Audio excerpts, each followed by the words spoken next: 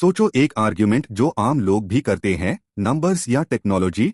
आज हम ईरान और इजराइल की मिलिट्री स्ट्रेंथ को फैक्ट्स की रोशनी में कंपेयर करेंगे, जहां एक मुख क्वांटिटी पार हैवी है और दूसरा क्वालिटी और टेक्नोलॉजी पार।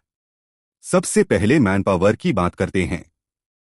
ईरान के पास तकरीबन 650,000 एक्टिव मिलिट्री पर्सनल और 350,000 रिजर्विस्ट्स है। मतलब ग्राउंड ट्रूप्स और मैन पावर में काफी बड़ा फोर्स।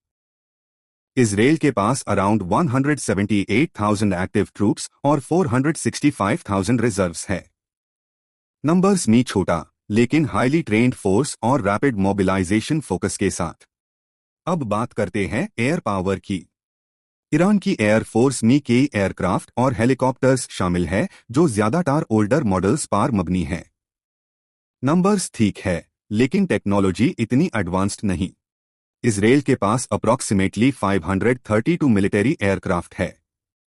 इनमें मॉडर्न F-35 स्टेल्थ फाइटर्स और एडवांस्ड जेट्स शामिल है, जो एयर सुपेरियोरिटी और प्रिसिजन मिशंस में काफी इफेक्टिव साबित हुई है। अब टैंक्स और ग्राउंड इक्विपमेंट। ईरान के पास ज्यादा टैंक्स और आर्मर्ड व्हीकल्स है, जो लैंड बैटल में एक बड़ी स्ट्रेंथ है। इजराइल के टैंक्स और आर्मर नंबर्स में कम है, लेकिन हाई टेक और कॉम्बैट प्रूवन सिस्टम्स यूज करते हैं, स्पेशली वेल ट्रेन्ड क्रूज के साथ, जो बैटलफील्ड में उनको एज देते हैं। अब मिसाइल और डिफेंस सिस्टम्स। ईरान एक वाइड मिसाइल आर्सनल रखता है, जिसमें मीडियम और बैलिस्टिक मिसाइल्स शामिल है।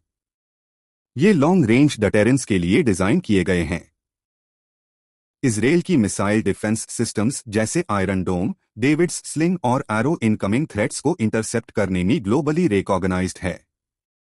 और वो चीज जो बहुत लोगों की इंटरेस्ट का मरकज होती है, इजराइल के पास एस्टिमेटेड न्यूक्लियर वॉरहेड्स भी है, जो स्ट्रैटेजिक बैलेंस में एक मेजर फैक्टर बनते हैं।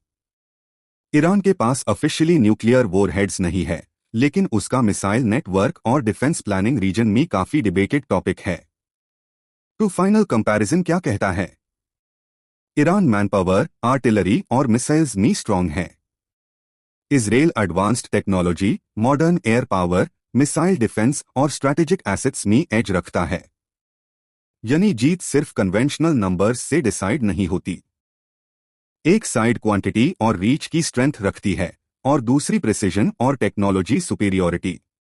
इसीलिए हर एनालिस्ट का वर्डिक्ट थोड़ा डिफरेंट होता है, क्योंकि रियल कंपैरिजन सिर्फ नंबर्स का खेल नहीं, बल्कि कैपेबिलिटी, ट्रेनिंग और स्ट्रैटेजी का भी होता है।